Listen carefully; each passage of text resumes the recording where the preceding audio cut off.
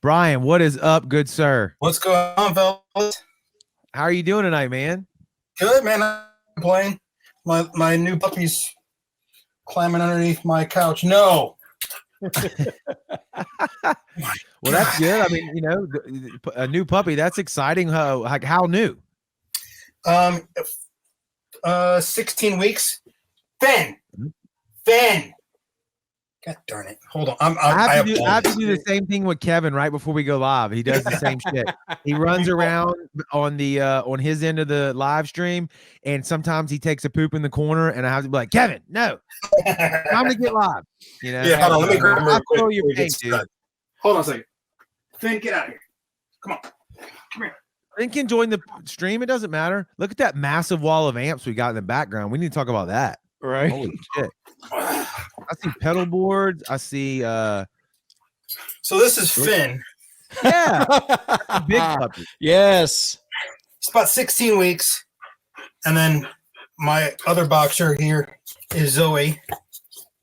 And they're both rescues. Zoe we rescued this year. She's about 6 or 7, they don't really know. Okay. And Finn here is a puppy who's likes to get involved in everything. Nice. Well, we want to say thank you for taking the time tonight to join us. No worries. Andy was supposed to be here, but I think he might be tracking. He's a session guy too down in Nashville, so he might have gotten an opportunity to be in a studio, and how musicians are. Ain't nobody hating on that for sure. So first of all, I want to say how much old Cavo I love. Okay. So I got to see Cavo in New Orleans probably 2009 and with Shinedown. Was it a headline tour? No, it was Shinedown and Adelita's Way. So At the time, I was working for a rock radio station, and we were blasting the shit out of Champagne. So I absolutely love that whole album. Is just killer for me. But I want to talk about new stuff now. We just before you joined us, we played the visualizer for Cynical, and wanted to chat and see. We're talking Cavo's first major stuff, 2010, 2009. To 2021, some new stuff now. What are the big differences in the music industry from that point to now? I mean, the funny thing is we came out at a time where songs weren't counted for streams. Like they had no idea how they were, like we had a number one, Champagne went number one in the nation, and Bright Nights, Dark Days still hasn't gone gold. Believe it or not. Damn. So because you got to imagine they didn't start tracking streams until the middle of 2015 towards anything. So when we were getting played out and played all the time was prior to that, so just imagine how many people stole our record or stole the song or what have you. Different. I believe the us and Pop Evil were the last two bands to get the official record deals before they became 360 deals. Gotcha. And that's one thing they talked about was us and Pop Evil were the last ones to get a traditional record. Sorry, that's Finn. No, you're good. You're good. Just make sure he's not damaging anything, and you're good. He can be as noisy as he wants. He knows better than get involved in and I apologize for the messiness. I had a couple of gigs, and so I have all my bases and cases and stuff there. Everything. No, it looks great. We were commenting on that when you stepped out of the camera there for a second. It looks like you got. I see. What is that? What is that? 2 12s on the bottom and 12 at the top. Two 15s on the bottom, 4 10s. Okay. I have all right. two 10 cabs and then 2 112 cabs, and that's what I usually jam in my basement with. Like different sounds.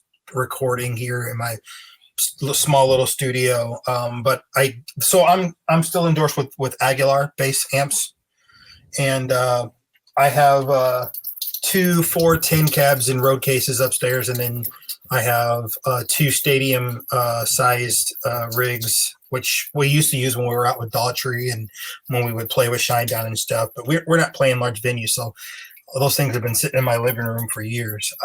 But I have a 8 410 cab, or 810 cab. Sorry, not 8 410, 810 cab, and a 412 cab in big what I call refrigerator cabinets up in my living room, or I should say in the dining room. What supposed to be a dining room is really my amp staging room, because I have.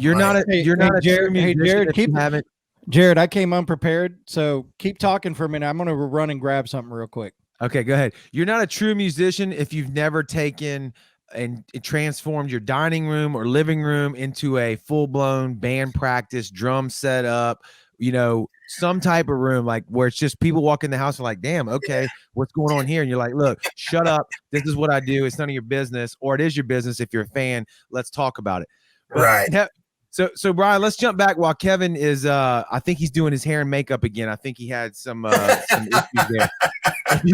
If you could talk to us a little bit more, because, we deal with, what we call, we are new rock, but we cater towards like the unsigned artists or whatever. But you have a unique perspective, and you touched on it already. 2009, you said, I didn't even know this. 2015 is when they started counting streams on an individual song, or period. On songs, as far as like, I think it's for every 100 streams, it counts as a sell towards your record or something like that. Some outlandish number. Or it's every 1,000 streams counts as a sale or something. It's something ridiculous. But it's the way it is now. Music is easily accessible. It's easier to get music out there. One of the side bands I'm in is called The Poor, and it has Chad, the old drummer from Cavo. He's back involved, and we put out a record. I guess it was 2017, In the Midst of Lions, The Poor. And, we released it ourselves. It's easy with all the social media to get music out there. Whereas I remember when we got signed with Warner Brothers, we were in the Warner office in 2008, and they were like, there's this crazy thing called Twitter and Instagram. You guys have to set up your account. We just need one of you to do it. And it was Casey. And he's like, you just need to make sure you post something daily. Just say, hey, how's it going? It was like when it was all getting started. And it's funny how, those things change. I think we were really big on MySpace. That was the focus. And then it was there could be people out here listening right now who don't even know what you just said. Right? Right? You know what I mean? It makes me feel old as shit, but it's the truth. It's the truth. The music, the world changed. Not only did the music industry change, but the world changed. And all you little young TikTok stars out there making all this money and shit, like, you don't know, like, you used to have to go tour. You used to have to go play bars. You used to have to do all this other stuff. And like you're saying, for a little while, the streaming stuff didn't even count. Didn't even add up. Well, the funny thing is when our song went #1, our A&R rep who from Warner Bros. Came, who is his name was Andy Oliphant. So if you know who Tim Oliphant is, he's an actor that was in Justified and stuff. His brother was our A&R rep. Okay. Oh wow. And he was like, hey, congratulations, you're the first band since Avenged Sevenfold to have that Warner Brothers signed in rock radio that had their first debut single off their debut record go #1. And we were like, oh, that's awesome. And he said, now here's the bad news. Basically said, for every one person who's bought your record, probably 1,000 have stolen it.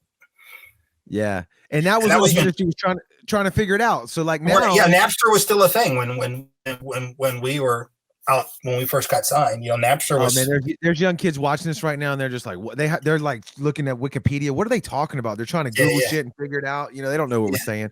Yeah, we came out at the wrong time. In my opinion, we came out the best time and the wrong time. Like it was it was a shift. There was a shift going on, right? There was a whole type of 100%. And some of the bands we toured with and started with, like Adelita's Way, is doing fantastic. Hailstorm doing fantastic.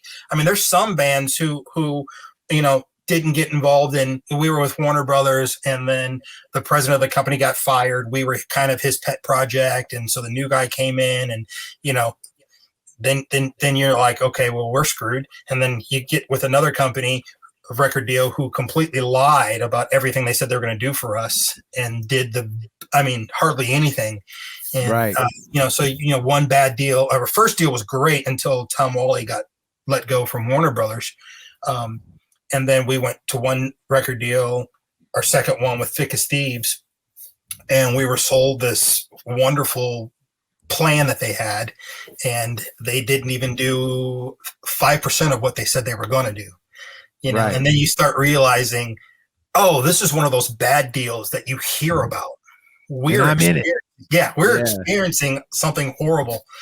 And then that led us to Bridges, that came out in 2016, and we recorded it ourselves. We did a pledge to fund it. We recorded it with our good friends of ours. I'm really good friends with Matt from Blue October, Matt Noveski. And so he produced the record. We recorded it at his studio, Orb Studios, down in Austin. Had a fantastic time, but we went in and we just said, hey, we're just going to do whatever we want to do. We want it to be different than Bright Nights. We want it different than Thick as Thieves. And I think we've moved more into we're just going to create art. And I think that's what we try to do. So like everything that we are going to be putting out is going to be a little different because we're different people every year, So we're not trying to put out Bright Nights, Dark Days again and again and again. We're not trying to do Thick as Thieves. We're not trying to do Bridges. We're just going to do us. Whatever we write, regardless of how different it is from anything else we've done, it's still us because we created it. And it's actually, really free and open. When we were doing Thick as Thieves, they kept saying, you got to write rock songs. You got to write rock songs. You got to write rock songs. We probably threw away 30 songs that weren't as rocky.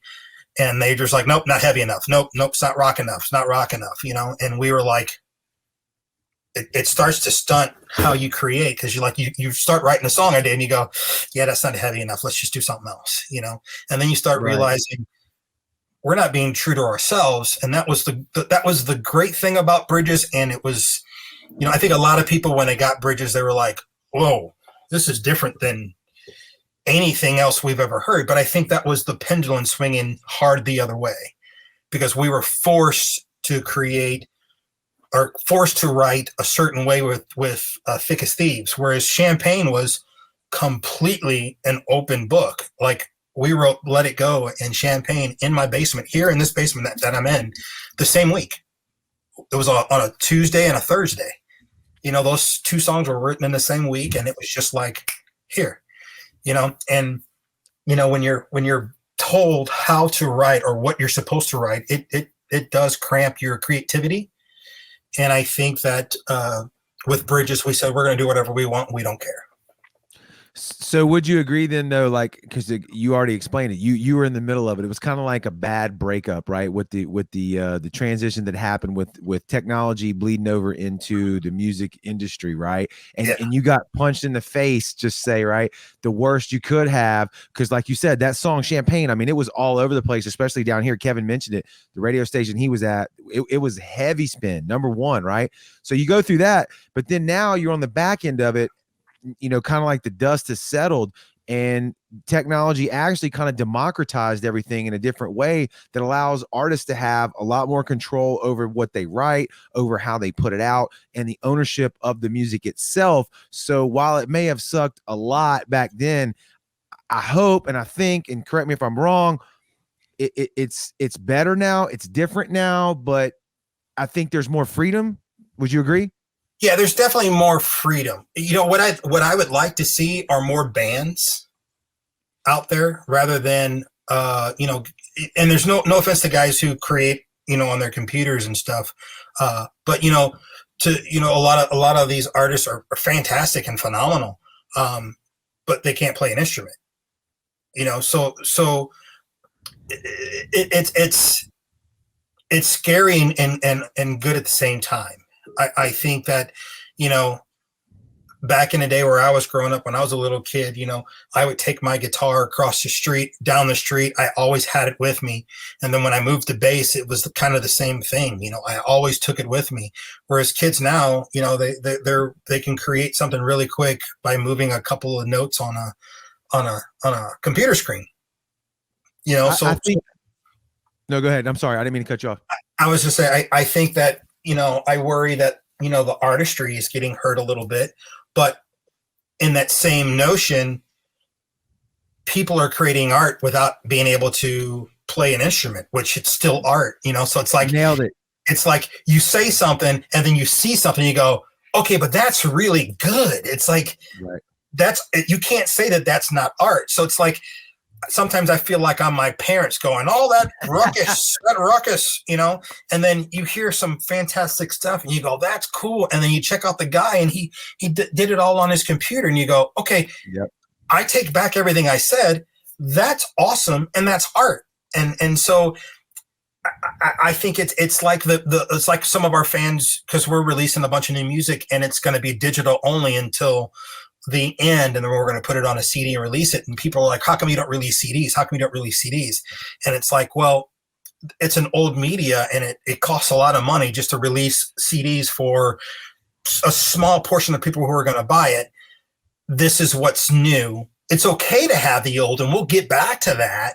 And I try to think about that with music and people who create it now, because a good friend of mine is a decent guitar player, but this guy can program drums, bass, keyboards, and create these wonderful music beds.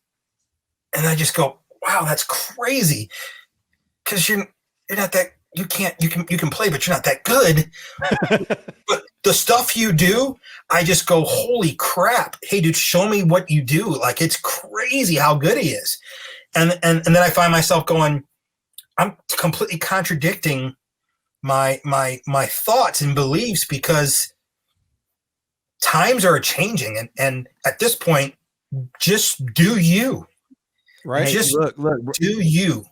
A bass, a guitar is nothing more than a set of strings over a piece of wood with some metal frets and some pickups, or an acoustic guitar with none. It's just an instrument of expression. So I get what you're saying. The computer has become that, and that's weird. That's weird and beautiful at the same time, because you have to embrace the change. And it's like, I tell myself all the time, things are changing, and what you thought was what it is not what it always is. Like, you can't tell me that a guy that sits here and I just got done saying this, but a guy that sits at his computer and he puts together this music bed with a keyboard, like a typing keyboard, and has more soul than a bunch of guys sitting, and it's just like, holy crap. And it's like, God, I go back and forth like, God, I wish, I could go out and see bands play. I want to see bands play. But then you hear an artist come up with something that's completely cool and you go, holy shit. Well, if he ever hires a band, hey, there you go. There you know what I mean? There you go. He teams up with a set of guys, and they go out and play the music, and they're upfront about it, and they say, here's how this came about, and that's what it is. Yeah. What it is. Yeah. Absolutely. You just kind of you can't be the old people in the room. You kind of just gotta remember to keep your mind open, even though your gut tells you, no, that's not right. And then you gotta say, okay, dude. But yeah, I know what my gut's telling me, but sometimes your gut's wrong. Sometimes you just gotta enter into it with an open mind and go, I just want to experience something cool. There you go, dude. You nailed it. I had a couple things, but you said it right out the gate. Like, you got it. That's it. So it's a new world we live in. It's a new digital age, and we're all trying to adapt to it. But I really, truly believe in my heart, when it comes to music, there's a lot of negative things about it, but there's also a ton of positives. And you just mentioned one of them, distribution. There's a lot more people in the game now. There's a lot more artists out there who wouldn't have got exposure otherwise. And I think that the internet, I don't want to go so far as to say that always the best rise to the top. We started this show because we feel like a lot of the really, really, really, really good stuff isn't getting the attention that it needs. So it's out there. You just got to find it. I'll say that. Yeah. I mean, not all the best music gets the exposure. I mean, there's so many wonderful musicians out there and guys who program stuff that create fantastic music on SoundCloud that don't get the break that some people do, you know, and that's just the nature of the game. And just like it was when when we got our deal, like there was so many bands in St. Louis that are just flat out amazing and never got the light of day. One of my favorite bands locally was Brook Royal. And we actually took them on the road with us for a short period. And they never got, but they were phenomenal. I mean, who were they? Say their name again. Brook Royal. Brook Royal. Brook Royal. Yeah. Okay. Okay. Yeah. All right. I knew a band from the New Orleans area called Pandemic. I still to this day can't believe that they didn't do anything. And their drummer actually is in Nothing More, was originally. So anyway, so that's killer. So we'll look them up, man. We'll look them up. Yeah. Brooke, actually, the singer is the guitar player in my other band, The Poor. Okay. So, by the way, there's two The Poors. There's a jam band from like North Dakota. And if it's a jam band, that's not The Poor. Our record's called In the Midst of Lions. The Poor, like you're pouring something, but it's in the midst of lions. And that's got Chad, the original Cavo drummer, because he left the band right before the Carnival of Madness tour we went on, and we hired Andy Heron, who we've known for, or I should say Casey and Chris knew him for years. He was in a band called One Lone Car, and he was living in Nashville doing session work and playing with a couple of bands, and so we hired him in. Awesome, dude. Brian, dude, we appreciate your time tonight. We love what you're doing. We love your music. And did I answer all your questions? Because I was told you guys had several. So let's. I have nowhere to go. So no. I'm all yours. So when I walked off screen, I said I came unprepared. So out in my living room, I have this bookshelf of all my favorite CDs that I can always throw in. And look at that one. Hell yeah! Still sitting there on the bookshelf. That's awesome. Hey, did you ever get the Thickest Thieves? We had an extended EP in that called Sounds of the Hollow, and that had a couple of songs. Very small amount of people got that, but it's if you ever see it anywhere. You know what? Have Allison give me your contact information, and I'll send you guys MP3s of it. Because it's got a couple of songs. We did a couple songs with James Michaels from 6 a.m. We recorded it in Nashville with him, and had a wonderful time. It was funny. We went down to go to go write with him when we're writing for Thickest Thieves, and the first night we went and saw Hinder play with him, and then we came back to his place and we just partied and didn't do any writing. Like we were just.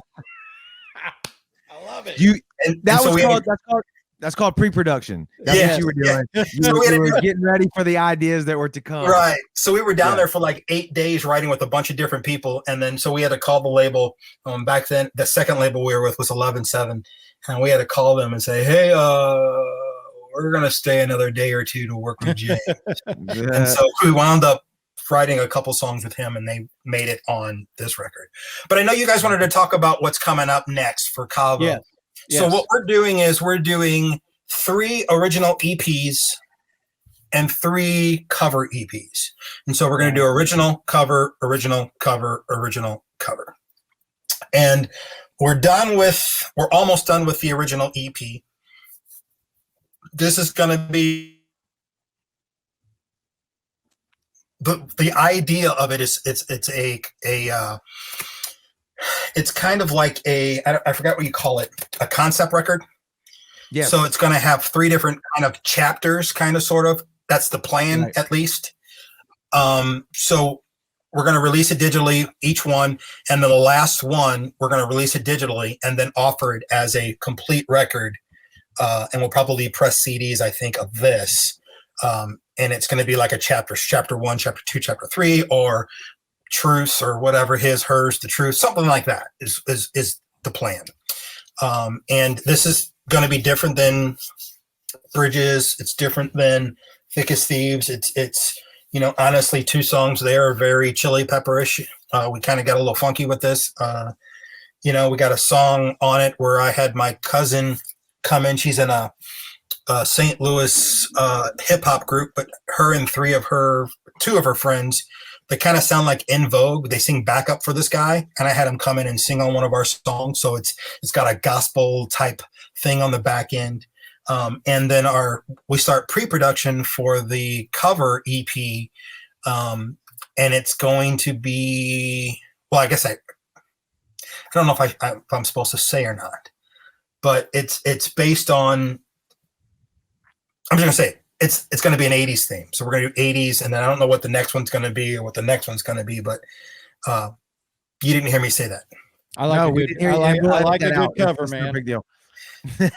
So Brian, we're looking forward to all the new stuff, man. We really are. You gotta, like, when y'all are ready to let it out, please hit us up and let us, like, send it out through our channels, because we're fans of what y'all are doing, and I can't wait to hear the new stuff for sure. Awesome. Especially with an 80s theme. That I'm intrigued with that shit. You didn't say that, and I didn't say that, but I'm intrigued. Hell yeah. I'd say, Allison takes care of all of it. So hit Allison up and say, hey, and I'm going to send her an email when I get off here and say, hey, make sure you try to get us on there when we release this original EP. I think we were shooting for the first single to be out. It's supposed to be in October, but I don't think it's going to make it because I think we're doing backing vocals in a week or two, and then it goes to mixing and then mastering and then all the other stuff. So probably won't be till December or January, but you never know. We'll take it when we can get it. Hell yeah. And hopefully you'll have us on, and hopefully Andy or Chris or Casey can join next time. And you are welcome back anytime. Don't say that. I'll be here. When's the next show? The next show's on the 18th. We'll talk to you then. We got to get you to the coast, to the Gulf Coast. That's the thing. Yeah. Got to get you guys down here to South Mississippi. Yeah. We've talked about, like, the whole touring thing. Casey's got 5 kids. I don't know if you guys know that. The funny story about Casey is when we signed our record deal back in the day, we couldn't do the rock star thing and go to a bar and party it up. I actually signed it at his house while he was making formula for his quads. Nice. He was literally holding one and signing it. That's real talk right there. That's real talk. He was like, I'm sorry, guys. I'm sorry, I can't get away. Is it okay if we just, you guys could come here, or Joe can come here and I can sign it and you guys can go? And I was like, dude, I don't care. I've been wanting to sign it. This has been my dream since I was a kid. I'll do it in a porta potty. Let's just sign this thing. We're signing a Warner Brothers, dude. Who gives a crap where we do it? So it was funny. We signed over at his house. Nice. Well, I'll tell you this, Brian. Like I said, you're more than welcome back anytime. I'd love to chat, especially with somebody that's got the insight of the music business that you have, and the knowledge of everything that's gone on throughout the changes and all as it morphed into what it is now. But I do appreciate you sitting down with us tonight and giving us that insight. And I can't wait to hear more stuff from Cavo. It's coming. I can't wait. Thank you, sir. Thank you. We appreciate it. Have a good night, and we'll talk to you soon. Sounds good. Take care, guys. Thanks. All right, man. All right, man.